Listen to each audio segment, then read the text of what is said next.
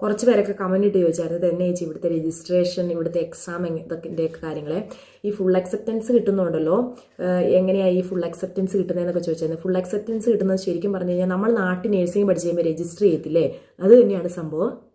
നമ്മൾ ജർമ്മനിക്ക് വരുന്നതിന് മുമ്പ് ജർമ്മനിയിൽ നമ്മൾ ഏത് സ്റ്റേറ്റിലോട്ടാണ് വരുന്നത് ആ സ്റ്റേറ്റിൽ നമ്മൾ രജിസ്റ്റർ ചെയ്യണം. അപ്പം രജിസ്റ്റർ ചെയ്യുമ്പോഴത്തേനുമാണെങ്കിൽ നമുക്ക് ഫുൾ അക്സെപ്റ്റൻസാണ് കിട്ടുന്നെങ്കിൽ നമ്മളിവിടെ വന്നിട്ട് എക്സാം ഒന്നും എഴുതേണ്ട കാര്യമില്ല. നമുക്ക് ഉറുകുണ്ടയോട് കൂടിയായിരിക്കും നമ്മൾ നാട്ടിൽ നിന്ന് വരുന്നത്. അപ്പം നമ്മളിവിടെ രജിസ്റ്റേർഡ് നേഴ്സായിട്ട് ഡയറക്റ്റ് ജോലി ചെയ്യാൻ പറ്റും. അപ്പം ഞാൻ ആദ്യം വിചാരിച്ചുകൊണ്ടിരുന്നത് നാട്ടിൽ നിന്ന് വരുന്നവർ എന്തായാലും ഇവിടെ എക്സാം എഴുതണം, എല്ലാവരും എക്സാം എഴുതണം എന്നാണ്.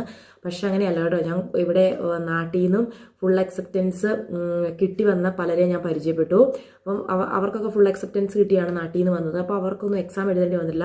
പിന്നെ മെയിനായിട്ട് MSc അങ്ങനെയുള്ളവർക്കൊക്കെ, MSc BSc അങ്ങനെയുള്ളവർക്കൊക്കെ ചിലവർക്കൊക്കെ ഫുൾ അക്സെപ്റ്റൻസ് കിട്ടാറുണ്ട്. ഇപ്പോൾ എൻ്റെ കേസിലാണ്. പിന്നെ നമ്മൾ വരുന്ന സ്റ്റേറ്റിനെ ഡിപ്പെൻഡ് ചെയ്തിരിക്കും. പിന്നെ നമ്മുടെ ലക്കുമാണ് കേട്ടോ.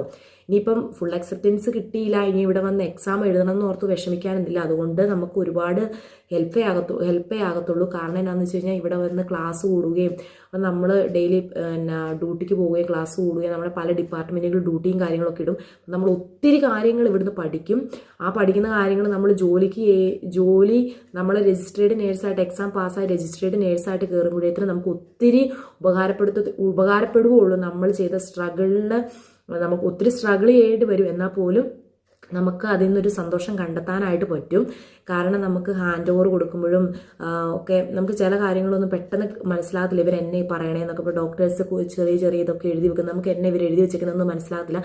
അപ്പം നമ്മളിവിടെ ഈ എക്സാം എഴുതുകയും ഈ കുറച്ച് നാൾ ഡ്യൂട്ടിക്ക് പോവുകയും കാര്യങ്ങളൊക്കെ ചെയ്യുമ്പോഴത്തേക്കും നമുക്ക് അത് കഴിഞ്ഞുള്ള ജോലിക്ക് കയറുമ്പോഴത്തേക്കും നമുക്ക് അവർ പറയുന്ന കാര്യങ്ങളൊക്കെ പെട്ടെന്ന് ക്ലിക്കാവുകയും നമുക്ക് കുറച്ചുകൂടി ജോലി ചെയ്യാനൊക്കെ എളുപ്പം. നമ്മൾ അവിടുത്തെ ആ രീതികളുമായിട്ട് ഒരു പൊരുത്തപ്പെടും. അന്നേരത്തേനും നമ്മുടെ എക്സാമൊക്കെ കഴിയുമ്പോഴത്തേക്കും നമുക്ക് ഒത്തിരി എളുപ്പമാണ്. പിന്നെ എക്സാമും കാര്യങ്ങളൊക്കെ പാടാണ്. നമ്മൾ നാട്ടിൽ നിന്ന് നമ്മൾ ഫാമിലി ഉള്ളവരാണെങ്കിൽ തന്നെയൊക്കെ ഇവിടെ വന്ന് നിന്ന് ഇതൊക്കെ പഠിച്ച് നമ്മളവരെയൊക്കെ പിരിഞ്ഞ് നിന്ന് പിന്നെ നമ്മുടെ ഈ കാര്യങ്ങൾ സിറ്റുവേഷൻ നമ്മളെ കുറേ ഓടിക്കുകയൊക്കെ ചെയ്യും. എന്നാൽ പോലും ഇതിൽ നിന്നൊരു സന്തോഷമുണ്ട്. എല്ലാത്തിനും ഒരു നെഗറ്റീവും ഉണ്ട്, ഒരു പോസിറ്റീവും ഉണ്ടെന്ന് പറയുന്നത് പോലെ കേട്ടോ. അപ്പം എല്ലാവർക്കും നല്ലൊരു ദിവസം ആശംസിക്കുന്നു കേട്ടോ.